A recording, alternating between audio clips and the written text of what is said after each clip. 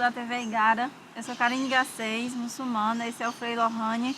Nós estamos hoje aqui no Paço Municipal, esse lugar lindo, que eu sempre quis entrar, para conversar sobre as nossas religiões, né? Eu que também já fui católica, né? E agora muçulmana, então a gente vai conversar.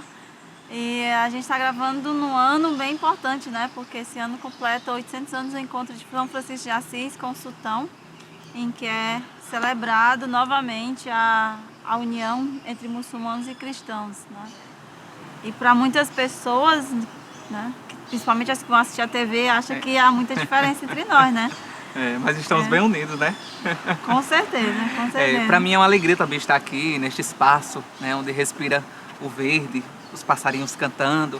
Isso me recorda, isso me faz ver também o espírito, o carisma que eu abracei, que foi de São Francisco que tanto amava as criaturas, amava a criação de Deus, né? E hoje nós estamos aqui também para mostrar também a todos, né, esta união, esta unidade, que também nós vamos conhecer um pouco desse percurso da história de São Francisco, desse encontro que ele se encontrou, né, com o sultão Malek Al-Kamil. Foi lá no Egito. Malek. Então a gente está muito feliz, né, por este momento, esta celebração. São 800 anos, mas que nos dias de hoje é muito importante e atual esta nossa unidade. Ah, com certeza.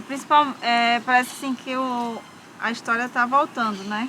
Aquele momento em que havia aquelas cruzadas, né, que a imposição de uma religião e de não reconhecer outras. Nós hoje estamos nesse mesmo momento, né? Isso. O uso da religião por fins políticos, né? A intolerância, outras religiões são o meu inimigo, né? Então a gente está nesse momento e eu acho que é muito importante a gente dialogar sobre isso.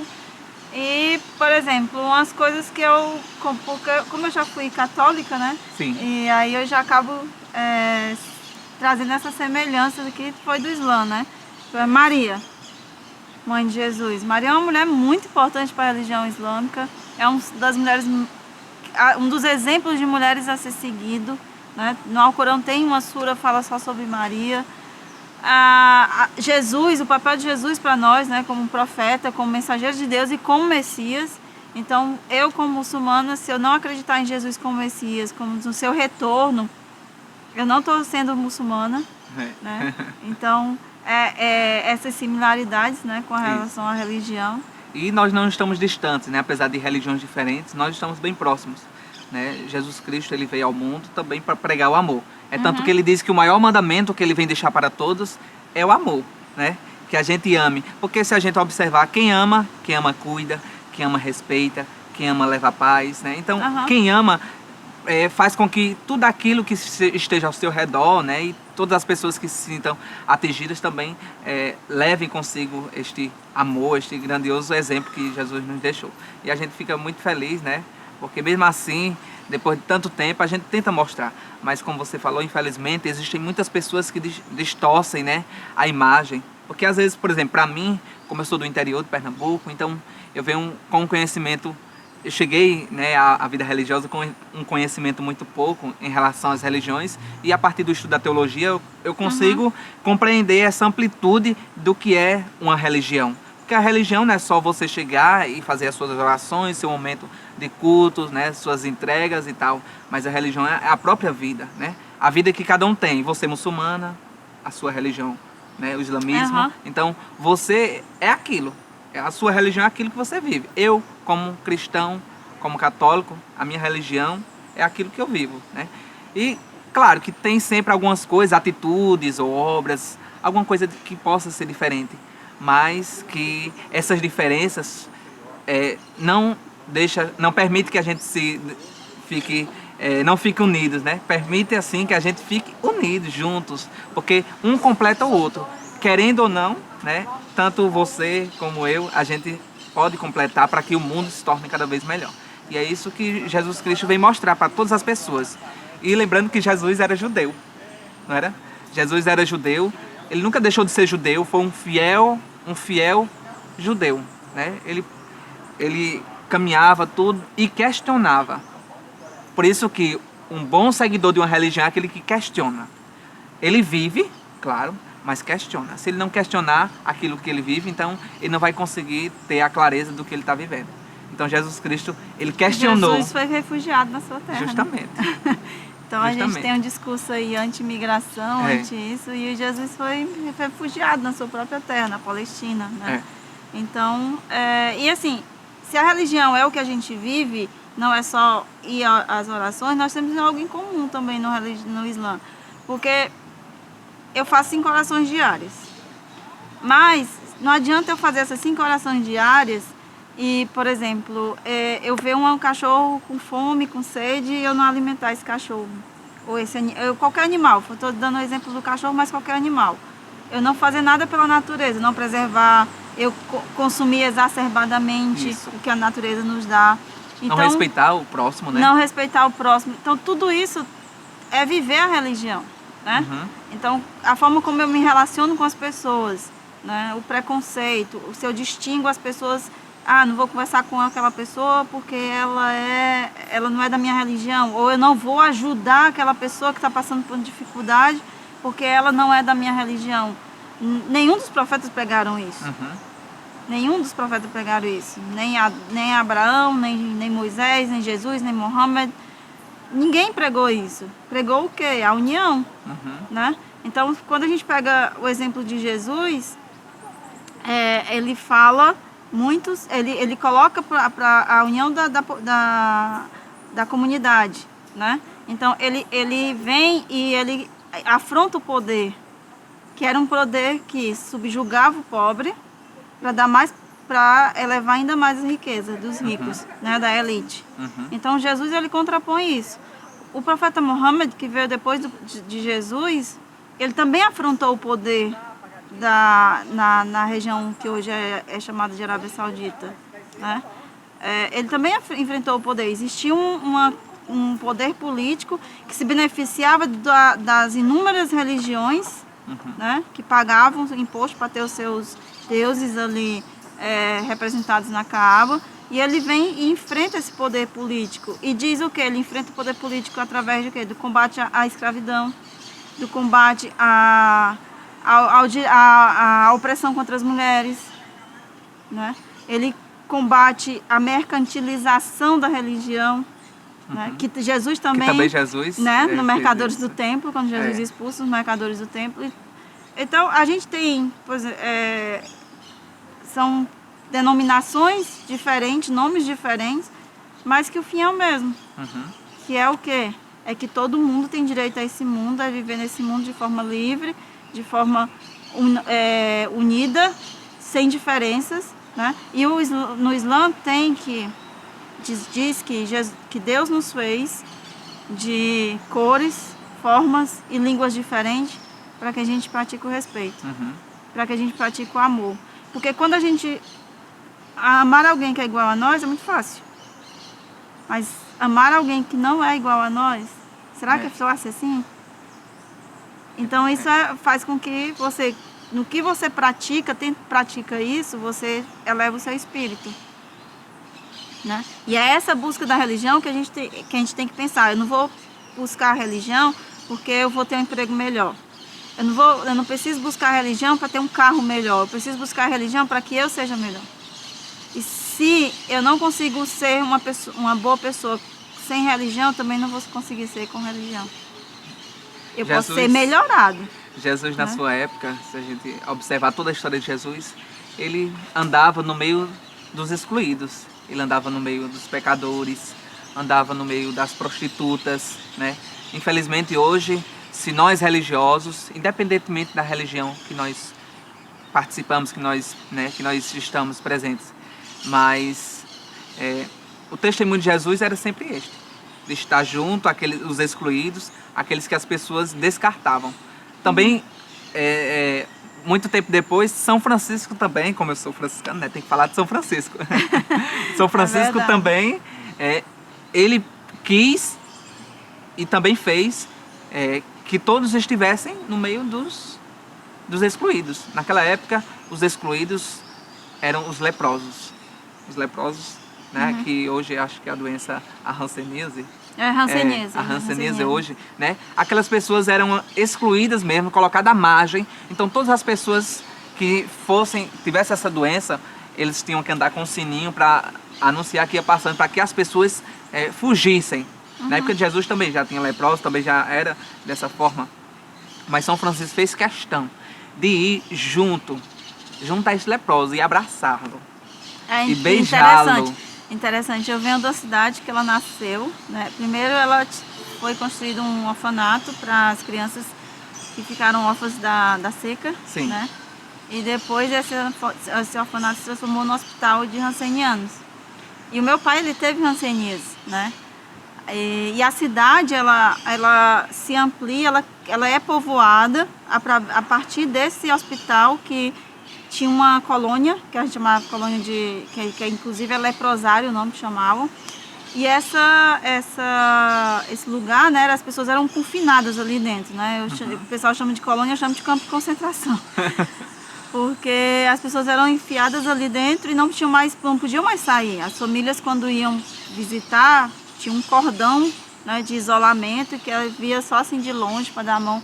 E meu pai teve hanseníase e foi para lá para fazer o tratamento. Não, meu pai ele já foi numa época diferente, então já não tinha mais esse isolamento, mas ainda existia o preconceito. E muitas pessoas, eu lembro de algumas meninas, especificamente de uma menina que eu mudei de sala e coincidentemente fomos para a mesma sala. E ela entra na sala de aula e diz assim: não vou ficar na mesma sala que a filha de um leproso.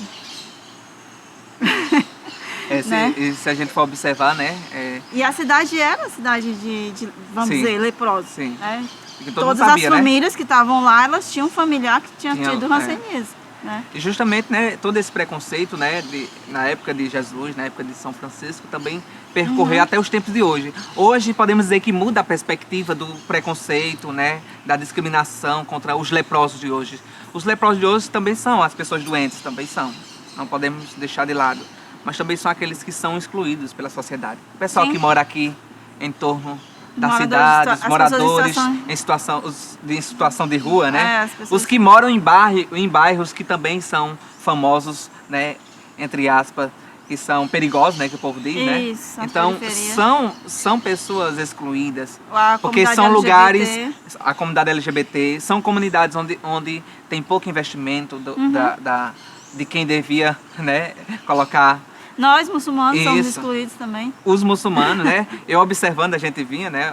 Por onde a gente passa, a gente percebe que as pessoas olham diferente. Acham que ela até é freira, né? Porque tava junto do frei, né? Mas... se eu estivesse sozinha, não ia pensar. Também eu sou negro, né? Eu queria ser bem mais negro, aqueles bem azulão, espelhado, né? Vai ficar... Mas eu, com a minha pele, o meu cabelo, né? O meu jeito... eu também recebo discriminação, e é porque eu fico vestido assim, como um frade franciscano. Imagina aquelas outras pessoas, as pessoas que estão lá, que são claramente, né, colocadas na frente da sociedade, para que as pessoas vejam de forma diferente, possam ver de forma diferente, né, e se tornam assim excluídas. Eu fico pensando. E São Francisco, ele questionava também. Ele foi o primeiro exemplo. Ele deu exemplo para que todos seguissem, né? E hoje, 800 anos depois, a gente também tenta seguir, né? Não vamos dizer que nós somos 100% fiéis ao que São Francisco pediu. Mas a gente quer mostrar com o nosso testemunho que as pessoas que são excluídas da sociedade são essas. Você sabia uma curiosidade? O nome da nossa ordem é Ordem dos Frades Menores. Sabia? Não. O nome da nossa... Nós não somos franciscanos. Nós somos franciscanos por causa do nome Francisco, mas na verdade o nome da nossa ordem é Ordem dos Frades Menores. Ou seja, ordem é um grupo, vamos dizer assim, que é um grupo. Dos frades, porque frade quer dizer irmão, ou seja, nós somos irmãos. E menores, São Francisco queria que nós fôssemos menores do que os menores, mais excluídos do que os excluídos. Por isso que quando a gente abre a boca, por isso que quando a gente denuncia, a gente é perseguido, porque nós estamos tentando ser menor do que aquelas pessoas que são menores. E é isso que São Francisco queria. Tem gente que não entende a gente, mas nós estamos cumprindo o ensinamento que o próprio Evangelho diz e também o ensinamento que São Francisco deixou como legado para nós. E a gente está muito feliz. E um legado muito importante que ele deixou para a gente foi justamente esse diálogo, o diálogo com o diferente, né? A partir do leproso, né? A partir das pessoas que estão à margem da sociedade, seja lá qual for, né? Ele mostrou que nós devemos estar em diálogo. Por isso que nós dialogamos com todas as religiões. Por isso que São Francisco foi até o sultão para, né, dialogar, para juntos pedir a paz. E hoje, nos tempos de hoje, 800 anos depois, a gente precisa continuar esse diálogo que São Francisco começou. A gente precisa. Que São Francisco resgatou. Resgatou, né? Porque antes de São Francisco, todos os outros profetas, eles também buscavam o diálogo da paz. Isso é verdade. Eles buscaram o diálogo e cada da profeta paz. também, com a sua mensagem, né? Foi justamente tentando congregar já essa união, essa unidade. Né? E né, no caso de São Francisco, como a gente está falando disso também, vem falar, por exemplo, o profeta Mohammed, ele fez o acordo do Egito, o Tratado do Egito, que é um tratado em que celebra e que permite a coexistência entre muçulmanos e cristãos. E que as igrejas cristãs elas precisam existir, precisam ser preservadas pelo Estado. Isso também está na Constituição Islâmica, né? Que a preservação dos templos religiosos, independente da sua religião. O Alcorão diz que a imposição da religião é um erro. Você não pode impor a religião a outra pessoa, né? Então, quando alguém diz que o Islã é proselitista, ele não está sabendo o que é o Islã, né? Porque você não pode impor. Eu escolhi ser muçulmana. Há pessoas que nascem de família muçulmana, assim como pessoas que nascem de família católica, mas eu não posso sair e impor minha religião àquela outra pessoa, né? Não posso impor. Então, isso vem também da questão dos profetas, né? Porque quando eu imponho algo a alguém, essa pessoa vai se sentir oprimida e ela vai se rebelar contra isso. Então, o ideal é que as religiões elas nasceram para unir os povos e encontrar um caminho que seja o do meio. E qual é o caminho do meio? O caminho do meio é o equilíbrio, né? E que é para poder equilibrar a sociedade e não para criar mais divisões na sociedade, né? Então, por exemplo, a questão do patriarcado, né? Que usa também das religiões para oprimir as mulheres. A gente tem que resgatar esse diálogo. Será que realmente as religiões, os profetas, eles estimularam esse preconceito às mulheres, colocar as mulheres como um ser inferior? Será que a Escritura fala sobre isso mesmo? Então, repensar essas Escrituras na questão das mulheres, e principalmente, é repensar o papel da religião dentro da sociedade, de uma construção de uma sociedade de paz, né? De união. E eu acho que assim, o Islã fala muito sobre isso, tem muitas semelhanças com o cristianismo, né? E eu acho que o trabalho do Papa Francisco, né, ele está buscando esse reequilíbrio da religião, dessa questão da inclusão de pessoas, né, como a questão dos LGBTs, né, quando quando o Papa Francisco pede perdão pelos erros que a igreja cometeu, né. Isso também vem dentro da religião islâmica e vem dentro da comunidade muçulmana, né. Principalmente essa nova comunidade muçulmana que surge de pessoas que escolheram a religião para seguir, né? E por que essas pessoas escolheram essa religião para seguir? Por que escolheram o Islã para seguir? O que foi que elas encontraram no Islã que fez com que elas quisessem seguir? E não é fácil você sair da religião tradicional que você está e seguir uma outra. Porque você tem todo um contexto social que te coloca, né, à margem, né? Então você tem uma força ali espiritual e essa conexão com Deus que te faz fazer isso. E é nisso que a gente tem que buscar, né? Esse diálogo, essa paz.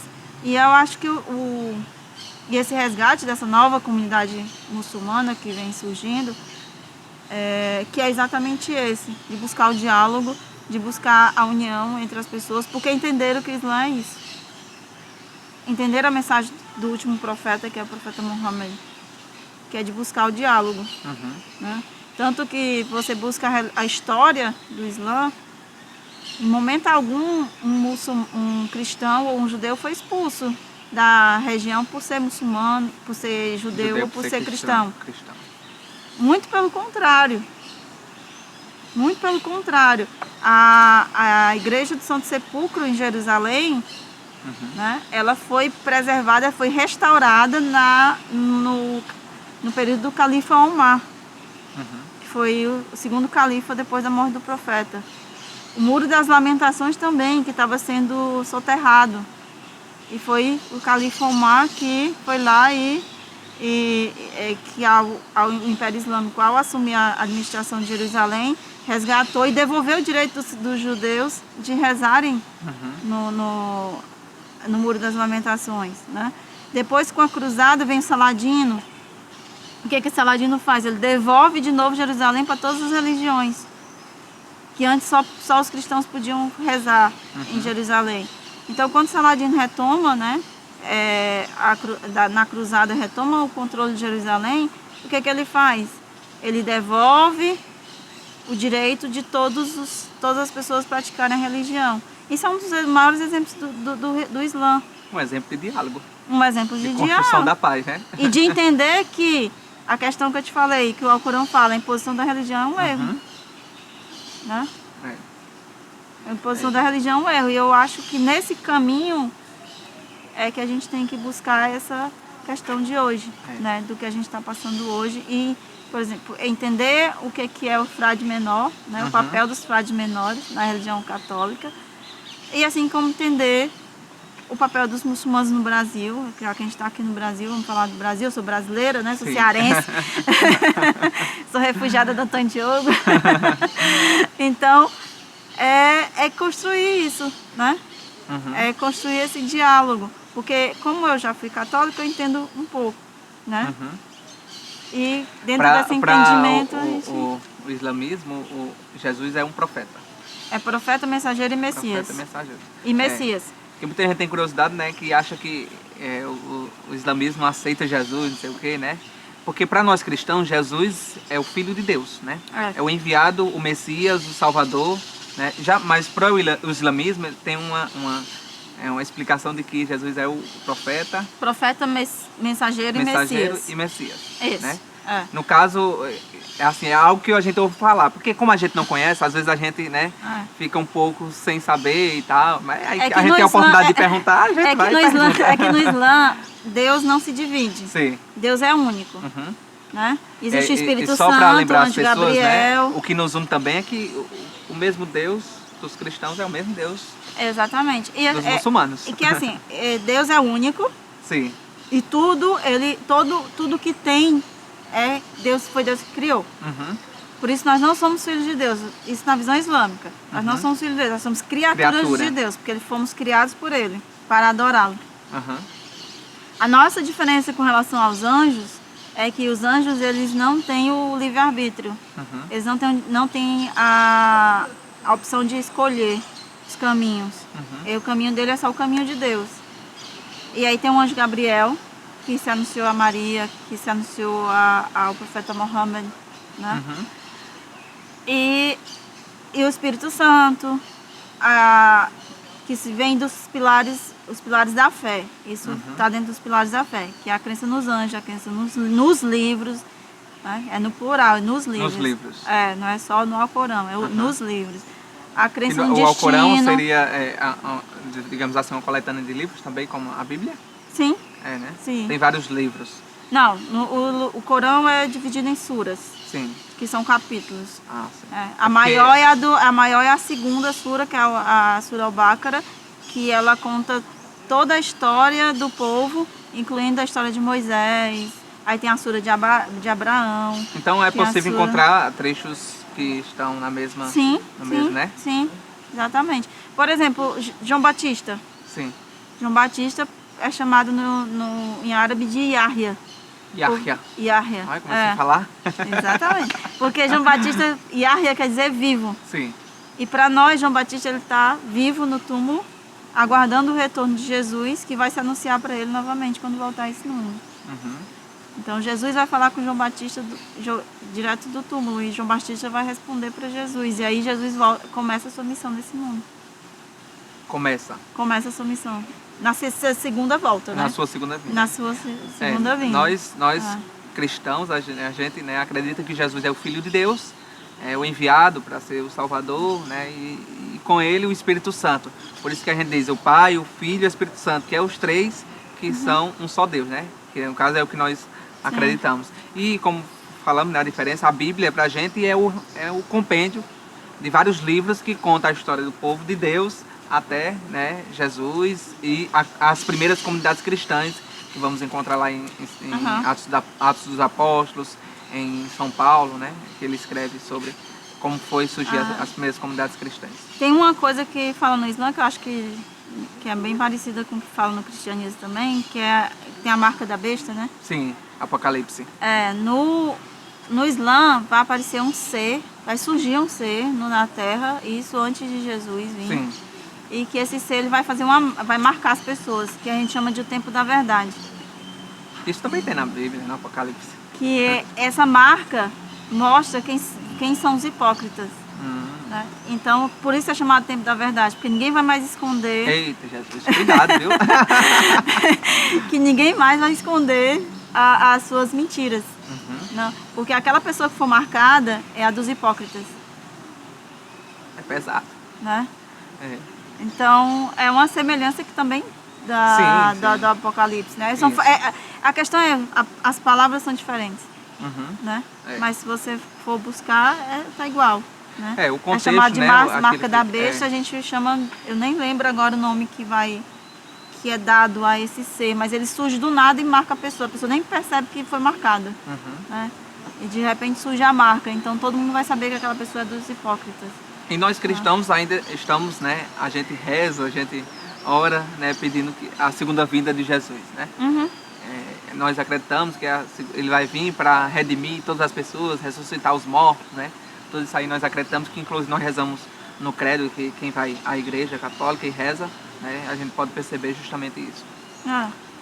Aí a ressuscitação dos mortos pra gente é no dia do julgamento do juízo final. Por isso que é importante que para quem está assistindo, para quem está acompanhando, né, esta entrevista, que é importante que se informe. Porque muitas vezes as pessoas elas julgam pela aparência, não se informam, né? Não conhece, não leem sobre, então acaba né, cometendo erros, acaba discriminando, criando preconceito, né, contra as pessoas. Por exemplo, muita coisa aqui que nós conversamos aqui eu não sabia, né?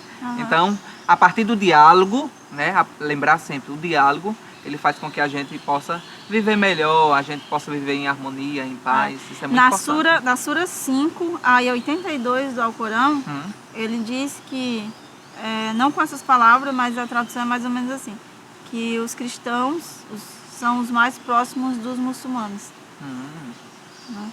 Tem na Sura 5, aí 82. Pelo que ela já falou, né? Realmente nós somos muito próximos do que nós imaginamos. Exatamente, porque ele fala que os cristãos têm sacerdote e eles não se ensoberbecem. Né? Então, nessa aia ele fala exatamente a proximidade dos muçulmanos com os cristãos. Então, quando há esse discurso de muçulmanos estão perseguindo os cristãos porque não aceita Deus, né? Aí quando as pessoas que você vê que é a ignorância da pessoa, né? Vamos quebrar um tabu aqui, porque geralmente quando se fala muçulmano, eu falo de mim porque a gente ouve falar, principalmente a gente que não tem informação, a gente às vezes, né, peca nesse sentido, que diz que todo muçulmano é um homem ou uma mulher bomba. Não a jihad, né? Infelizmente, né, existe esse preconceito, não sei como surgiu, mas que para muita gente começa a ter medo, não sei o que, essas coisas, né? Surgiu com a mídia mesmo, projeto político da mídia. Tá vendo? Essa ideia, né? a famosa mídia. Porque aí pega a jihad, porque no Islã tem a história, a jihad. Jihad é o quê? Jihad é esforço, é empenho. Aí existe a jihad maior e a jihad menor. A jihad maior é aquela luta que o muçulmano trava com ele mesmo para seguir nos caminhos de Deus. Essa é a maior jihad de um muçulmano. É interno. Algo interno. É a interna. Sim. É eu acordar 4 horas da manhã para rezar. É o jejum. Tem força para isso. Eu me esforçar para não discriminar as pessoas. Eu me esforçar para ser a pessoa com o melhor caráter que eu puder ser. Não com relação ao outro, melhor caráter que alguém, não, mas melhor caráter que eu possa ter sido há minutos atrás. Ter a melhor atitude que eu poderia ter tido há minutos atrás. Sabe? É aquela história de buscar a excelência de si mesmo. Né? Então essa é a jihad maior. A jihad menor é aquele esforço que eu faço para a construção da sociedade. Por exemplo, esse diálogo que a gente está tendo aqui, buscando para que as pessoas que estão nos vendo, né, nos ouvindo, elas entendam e parem de agir com preconceito com relação a mim, com relação aos franciscanos também. Isso é uma jihad menor, que é considerada. Porque eu estou me esforçando para mostrar o que é a minha religião. E você se esforçando também para mostrar o que é a sua. E aí quer dizer o quê? Que não é só o muçulmano que pratica uma jihad. Qualquer pessoa pratica uma jihad todos os dias. Interessante, isso eu não sabia.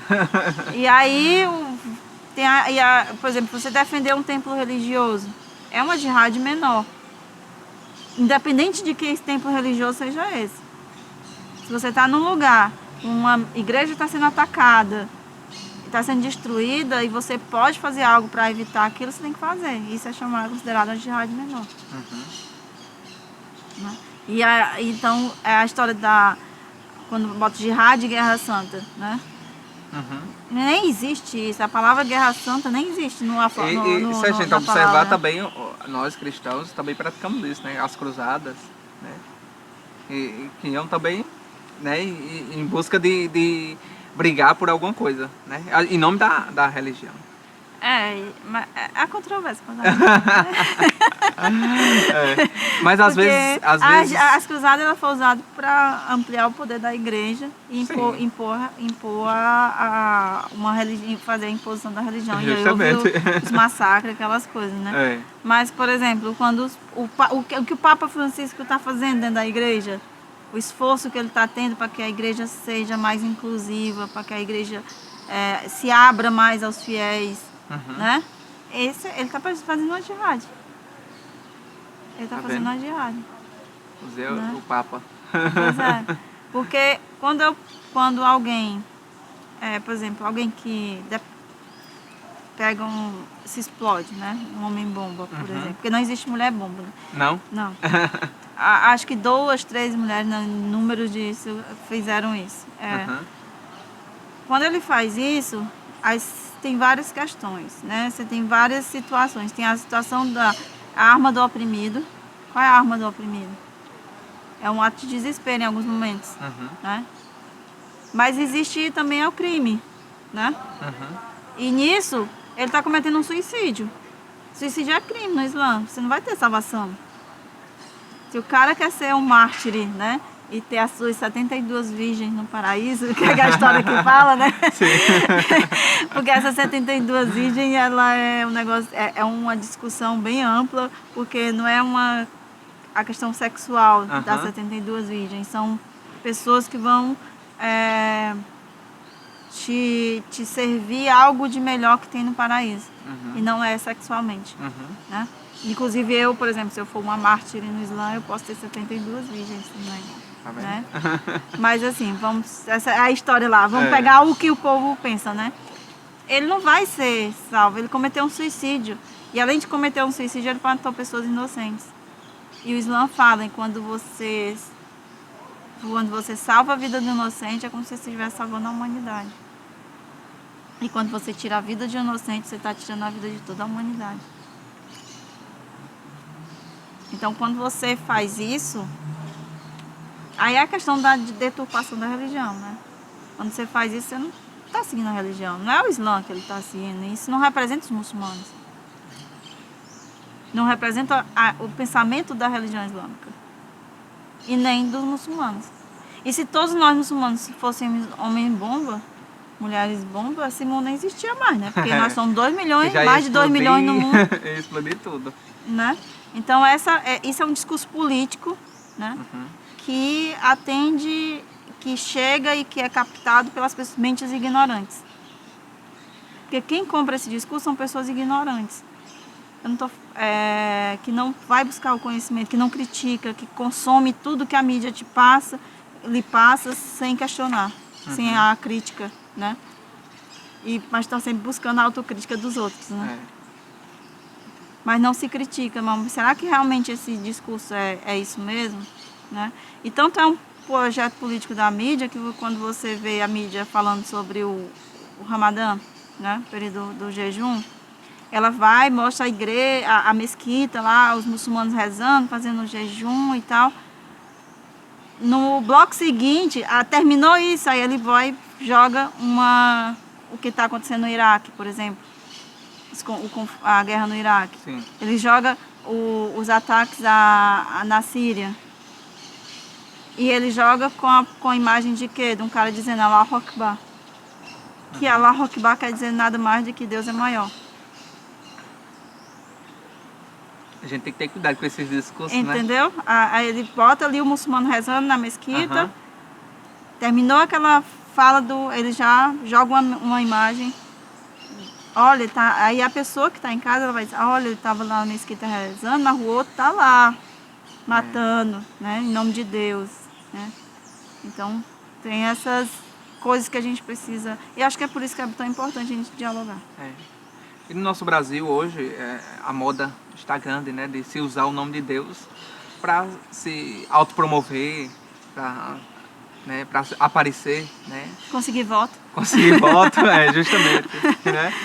Mas às vezes as pessoas nós temos que entender primeiramente o que é que tem por trás disso, porque às vezes é coisa de fachada, né? Como diz na minha terra, é coisa fajuta.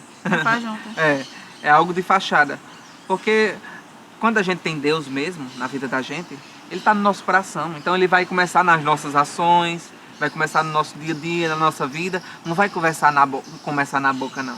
Porque na boca a gente fala qualquer coisa, né? E no coração, nas atitudes, na vida. Mas aí quando a gente fala justamente, de pessoas que têm um certo conhecimento, mas justamente a pessoa isso. Que não tem um conhecimento, ela vai... Porque o líder religioso para ela é a pessoa que ela mais respeita. Então tudo aquilo que ele falar, ela vai acreditar como verdade, porque ela confia nele. Ela confia nele, porque ele é uma pessoa santa. Está se usando do título, né, do poder e tal. Por isso, por exemplo, eu sou religioso, eu visto essa roupa. Eu chego a alguns lugares aqui no Ceará, é muito respeitado por conta de São Francisco, que é muito famoso aqui no Ceará. Mas eu só vou, né, me sentir bem, no caso eu só vou me sentir bem, se eu me sentir um com os outros. Porque desde que eu me usar da autoridade, do título que eu tenho, né, da veste que eu tenho para me elevar, eu já deixo de ser franciscano. E, consequentemente, já deixo de ser cristão. Porque o cristão é aquele que é humilde, como Cristo, que foi humilde, que foi simples, foi pobre, né? Então é importante isso, né? E aproveito para vocês que estão assistindo, né? Vocês que às vezes se usam do título que vocês têm, em nome de Deus, ou sei lá o quê. É importante que vocês tenham em mente quem foi Deus, que se para nós acreditamos, Deus foi tão grande que se rebaixou e foi nascer num menino, numa estebaria, num curral. Já que Ele é o rei, o todo-poderoso, por que Ele não foi nascer no palácio? E justamente, Ele quis nascer ali, né? Quis enviar o seu filho ali, naquele lugar simples, para mostrar às pessoas de que esta humildade, ela conquista, ela torna a vida da gente melhor e nos eleva a Deus. Isso é muito importante, a humildade. Né? E São Francisco sempre pregava, né? É tanto que muita gente é curiosa porque a gente usa esse cordão e tem 3 nós aqui. Você sabe o que é que significa? Não, eu ia até te perguntar. Aqui cada nó desse representa um voto.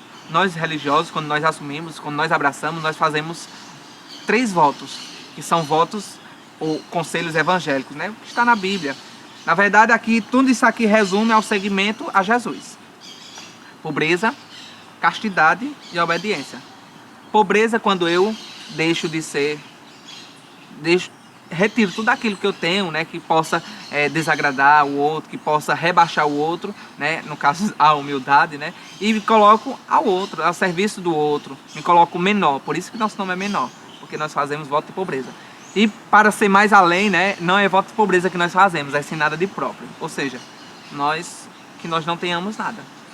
São Francisco pedia, e também Jesus Cristo dizia na Bíblia, que nós saíssemos por aí evangelizando e não levasse bolsa, não levasse só a túnica, uma túnica, né?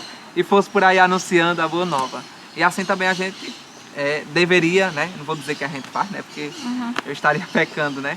Mas que a gente deveria também seguir. A gente tenta fazer o máximo. Justamente, né? Nas atitudes, na vida. E o voto de castidade, que castidade não se resume à sexualidade, porque as pessoas pensam que castidade é só deixar de ter relações, mas não tem nada a ver. Castidade vem da palavra ser casto, ser puro, ser amoroso, né? É uma correlação, isso, é uma correlação do amor. Então, quando eu faço um voto de castidade, eu devo colocar o meu amor para que as outras pessoas também possam beber deste amor. E ao mesmo tempo também me abrir para que as outras pessoas também possam, né, me dar também este amor que elas têm. E assim a gente vai construindo este ambiente cheio de amor.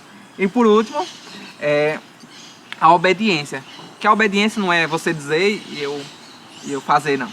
Mas primeiramente ouvir a voz de Deus, ouvir o ensinamento, aquilo que Deus quer da minha vida, né, da sua vida, você que está assistindo, né, o que é que Deus quer de mim. Então eu ouvir a voz, ser ciente possível para eu tentar ouvir a voz de Deus para seguir esses caminhos. É nesse sentido da obediência. Não é só eu mandar e você fazer, não.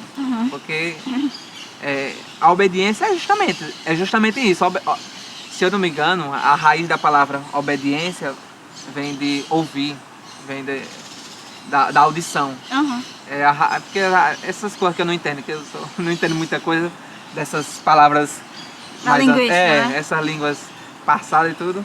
Mas a raiz da palavra obediência é justamente ouvir. Então quando nós ouvimos a palavra de Deus, aquilo que Ele nos ensina, então nós estamos sendo obedientes. E assim a gente vai na nossa vida caminhando. E tudo isso aqui, se a gente seguir, a gente está seguindo verdadeiramente o Evangelho, que é a regra que São Francisco deixou para nós viver. Por exemplo, você falando tudo isso aí, me lembrou o Islã. Tá vendo, gente? Tá vendo, gente? Porque o profeta Mohammed também falava, a gente não pode ostentar, a gente tem que ser simples nas nossas, no consumo, né? Não ficar ostentando, não ter coisas demais que você não vai usar, que você não pode usar, mas você também não andar de forma de roupa rasgada, essa coisa toda. Mas você pode andar de forma mais simples, sem ostentação, né?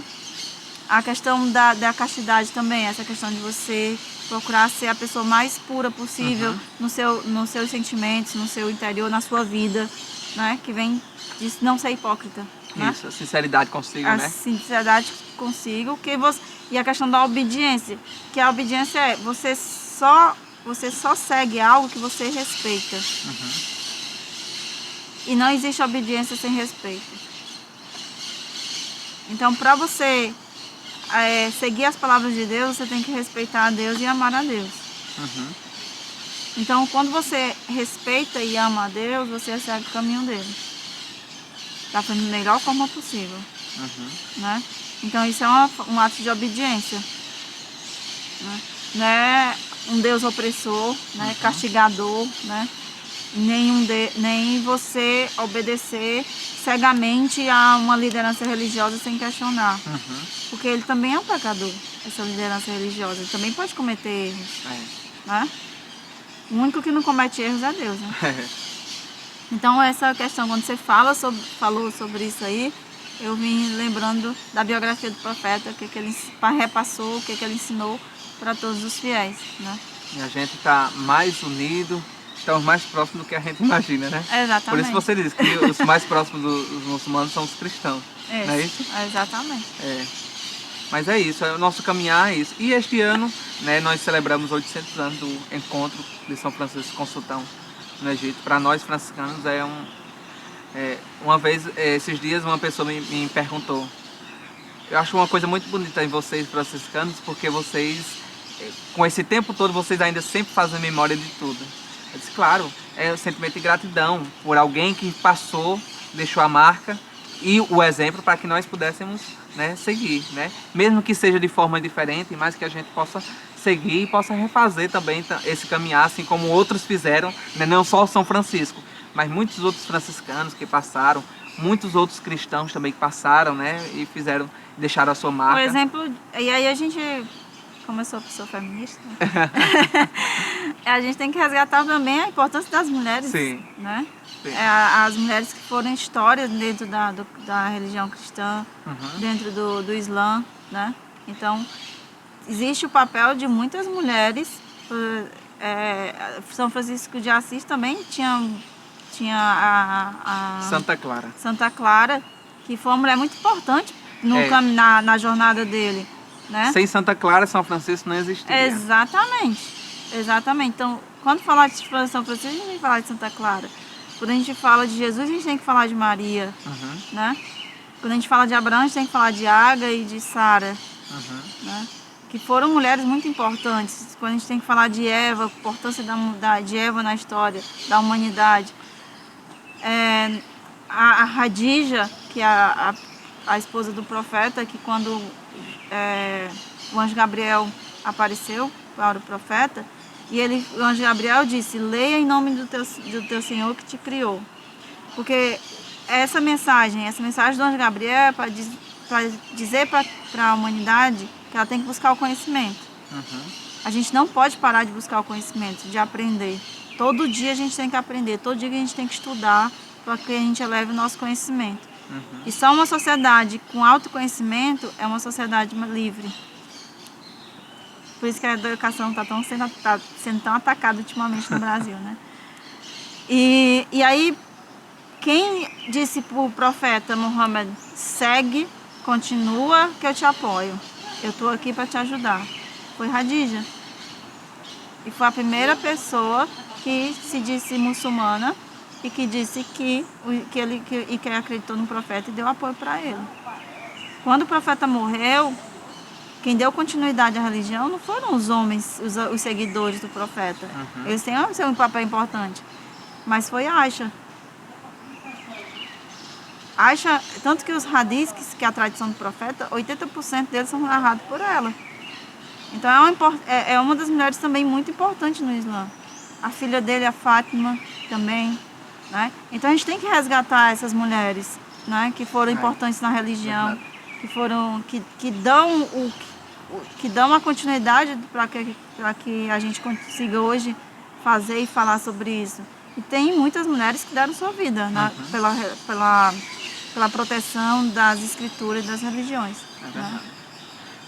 No cristianismo, né, nós tivemos inúmeras mulheres que foram colaboradoras, mas infelizmente por uma cultura machista, né, às vezes não permite que essas mulheres apareçam, né? E ainda hoje, nos tempos de hoje, muitas mulheres se destacam, mas infelizmente por a cultura ser uma cultura machista, então as mulheres são, vamos dizer assim, apagadas, eles, né, apagam as mulheres, né? Nós franciscanos, nós tentamos colocar, né, levantar as mulheres, porque nós temos um grande exemplo para nós, que é Santa Clara. São Francisco, ele pensa, depois que ele se despojou de tudo, tirou a roupa, deu de volta ao pai, não queria mais saber, né, da riqueza e tudo, mesmo assim depois ele ainda pensou: não era para eu ter feito isso. Aí Santa Clara, uma jovem bonita, né, que também seguia o exemplo de Francisco, ela foi quem segurou ele ali. Sim. Você não vai desistir. Vamos, eu estou com você. Ela foi quem segurou. Então, por detrás, minha mãe sempre dizia, por detrás de um homem tem sempre uma grande mulher. E é a mais pura verdade. E aí é um discurso machista, né? Porque a mulher tá atrás. Não, né? no sentido tá assim lado, que né? Não, eu sei, mas o sentido que eu falo assim, que sempre, com todo homem sempre tem uma mulher. Né? É nesse sentido que eu tô falando. Não, entendeu? mas a palavra, a mulher palavra, sim, atrás claro. do homem, né? Como se a mulher tem que estar atrás para poder empurrar o homem, né? Não, ela tá à frente e ele é que, por conta da sociedade patriarcal, joga ele para frente e ela, né, fica ali do lado, não é falada, é esquecida, né? Isso né? E aí é isso que a gente tem que falar sobre isso, né? E aí, por exemplo, Maria. Por que foi uma mulher a trazer o Messias que Deus escolheu? Por que que foi uma mulher que foi escolhida para trazer o Messias? Da forma assim, sem ser ela solteira, né? Fora do contexto da sociedade, que tinha que casar, aquela coisa toda. Qual é a mensagem de tem Deus? Tem um sinal, né? Porque Deus, por ser Deus... Deus queria mostrar para a humanidade justamente. que estava se desviando do seu caminho, né? Que era um tempo que as pessoas, né? A história de dar dinheiro para a igreja para poder ter as coisas, né? Estava se desviando do seu caminho. Deus mostra o quê? Eu posso mais do que o dinheiro que você está dando. Porque eu posso fazer uma mulher engravidar sem relação. Porque ele, por ser Deus, ele podia assim fazer um passo de mágica, né? Ele diz ser e será. Mas ele queria mostrar, ele quis mostrar para a sociedade. Quis mostrar para a sociedade o poder dele. O que ele podia. E para alertar as pessoas que elas estavam fugindo do seu caminho. Né? Você está se desviando do seu caminho. Volte para o meu caminho, que o meu caminho é o melhor. O meu caminho é o melhor caminho a ser seguido. Por isso que ele se fez homem, né? Para estar no meio dos homens, justamente para mostrar este caminho. E aí ele escolhe Maria, né? Para mostrar um grande milagre. E nós também, pouco é falado também na nossa religião, o cristianismo também. A primeira pessoa a ver o Cristo ressuscitado foi Maria Madalena. E Maria Madalena era a que era intitulada, né, era como excluída, né, como, né, ninguém ouvia o que ela falava, inclusive dentro dos apóstolos, que ela também estava junto lá também. Quando ela falava, ela era silenciada, e ela foi a primeira a ver Jesus ressuscitado. E por que Jesus aparece primeiro para uma mulher? Para mostrar à sociedade o poder que as mulheres têm, a força e a importância que a mulher tem dentro de uma sociedade. Que sem uma mulher a sociedade não existe, a sociedade não se organiza. Não existe revolução sem mulheres. Todas as revoluções no mundo, elas foram feitas por mulheres. Os homens vêm, né, e suprimem o poder das mulheres. Mas não existe nenhuma revolução, nem eu estou falando de revolução, mas dentro da religiosidade, quem é que fortalece toda a família na espiritualidade? A mulher. É a mulher. Né? Mas quando é falado só dos homens. Né? Infelizmente. Mas esse é o nosso papel, né? Esse é o nosso papel. E você, como liderança religiosa, seu papel também é resgatar essa importância de Santa Clara, essa importância das mulheres. Né? E também não só dos que passaram, mas também dos que estão. Do que estão? Né? Exatamente. Dos que estão no meio de nós. Né? E quando a mulher dentro da sua congregação for silenciada, você vai lá e dá voz para ela, permite que ela fale. Não permitir que ela seja silenciada. Que a voz dela seja ouvida. Né? Eu acho que, na minha também, no Islã também, a gente faz, o papel de nós, mulheres muçulmanas, né? É buscar isso também, né? De resgatar essa voz das mulheres. Porque se a gente não resgata, né? E se a gente não estuda a história da religião e a história do Islã e a história do Alcorão e o que é o Alcorão, a gente vai aceitar esse discurso de que a mulher tem que ficar em casa, né? A mulher que precisa de uma autorização para viajar. Né? E só através do conhecimento a gente vai apontar que não. Isso não tem base no Islã, isso não tem base no Alcorão, isso não tem base na tradição do profeta. Que eu preciso de uma autorização de um homem para ser um ser social. Né? E aí vem a história da ignorância, né? Um povo ignorante é um povo fácil de ser manipulado. Por exemplo, que é uma diferença de narrativa. Eu não sei se mudou no cristianismo, né? Mas quando eu era católica, a história de que Eva era culpada, por isso que a gente nascia do pecado, né? Por conta da fruta que Eva comeu e que Deus tinha dito que não era para comer. E aí já vem a história de colocar a mulher em segundo plano, né? Porque coloca como Deus fala com o homem, mas não fala com a mulher, né? Que é falar com Adão e não fala com Eva. Ele instruiu Adão a orientar a Eva, né? Na visão islâmica, mas aí eu vou falar e tu vai falar para ver se, né? Na visão islâmica, assim, Adão e Eva foram criados, né? E no Islã não tem essa da costela do Adão. Existe uma membrana no coração, uma membrana no nosso coração muito fina e que é ela que protege o coração. Então a mulher nasceu dessa membrana, não da costela. Porque da costela coloca ela como inferior, como menor, como abaixo. Não, mas ela é do coração. O coração, se o coração não funciona, nada funciona, né? Então a mulher, ela surge do Adão, Eva surge do Adão dessa membrana. E na questão nós não nascemos do pecado, numa visão islâmica, né? E Eva, ela cometeu um erro, né? E desobedeceu a Deus. Mas com a história do que eu falei dos pilares da fé, a questão do destino, Deus também já sabia que isso ia acontecer. Deus também já sabia que o anjo, e quando ele anunciasse o homem, né, a criação do homem, ele ia se rebelar. Porque ele sabe tudo, né? Então ele não foi surpreendido, ele sabe tudo. E com a história da Eva. Para o Islã, o Adão é muito mais responsável pelos erros que os dois cometeram do que a própria Eva. Por quê? Porque ele tinha um papel de dar suporte a Eva para que início daquela família, né, fosse da melhor forma possível.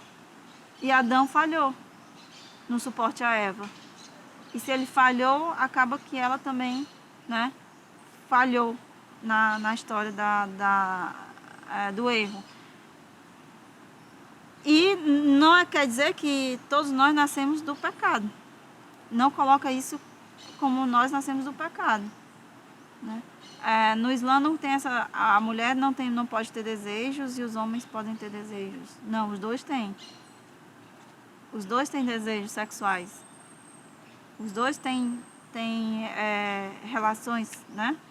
Atrações, né? Mas o sexo seria pecado se fosse fora do casamento. Dentro do casamento não é pecado, então os filhos não nascem do pecado. Então eu acho que tem uma diferença aí, né? Pra gente, né, como está escrito nas escrituras, é que realmente Eva nasceu da costela, costela, né? Deus tirou a costela e fez Eva, né? E nós acreditamos, né, a partir das escrituras, é que justamente que Eva comeu do fruto, né? E por conta disso pecou, né? Mas uma coisa interessante, um detalhe que a gente percebe que realmente toda a história conta-se isso. E Maria vem para justificar e para desmistificar justamente isso. Porque pela mulher entrou o pecado, a gente estuda isso na teologia, pela mulher entrou o pecado, mas pela mulher veio a salvação. Para dizer que mesmo se foi a mulher que pecou, mas também foi a mulher que trouxe, foi por ela que veio a salvação. Eu acho que é uma forma também para Deus mostrar que, mesmo assim, com tudo isso, né, independente de ser mulher ou homem, nós pecamos, né, nós também somos portadores da graça. Por isso que nós também acreditamos que na confissão, por exemplo, do arrependimento dos pecados, é que ao confessar, nós nos tornamos puros novamente, porque nós aderimos à graça, nós nos arrependemos do pecado e assim aderimos à graça a partir da confissão, né? É justamente isso, esse pensamento de Maria que trouxe a salvação, no caso de Jesus, né? Para desmistificar justamente isso, né? De que a mulher, Eva, surgiu da costela e por ela, pela mulher, que diz assim lá, pela mulher entrou o pecado, mas pela mulher foi que veio a salvação. O Islã não pensa assim, não é a mulher que veio o pecado. Nós somos criados imperfeitos para nos aperfeiçoarmos, né, no nosso dia a dia, na nossa vida. E como você falou que nascer do pecado, na verdade nós não nascemos do pecado, nós nascemos e carregamos o pecado, entende? Nesse sentido. E com aderir à graça de Deus, aí nós deixamos, né, perdemos não, nós retiramos este pecado, né, esta culpa. Tá. Então é isto. A gente, né, agradece, né, a toda a equipe da Web TV, Isso. né, que trouxe a gente, teve a ideia de estar aqui. TV conosco. Igara, né? TV Igara, justamente, né? Então, para mostrar a todos que nós somos um. Nós somos um. Nós somos diferentes. Eu sou homem, ela é mulher, eu sou preta, ela é branca. Não importa. Eu sou amarela. Mas o que importa é que nós somos iguais, não é isso? É verdade. Então, muito obrigado, Karine. Eu que agradeço e obrigada TV Igara pelo convite. Muito obrigado. E que as pessoas que vão assistir a TV, elas pensem mais sobre tudo que a gente falou aqui, né? Não tenham também... Pesquise também. Isso, justamente, né? Né? Pesquisem, também estudem, sobre leiam. É. E aí vocês vão saber e viver bem em harmonia neste mundo. É.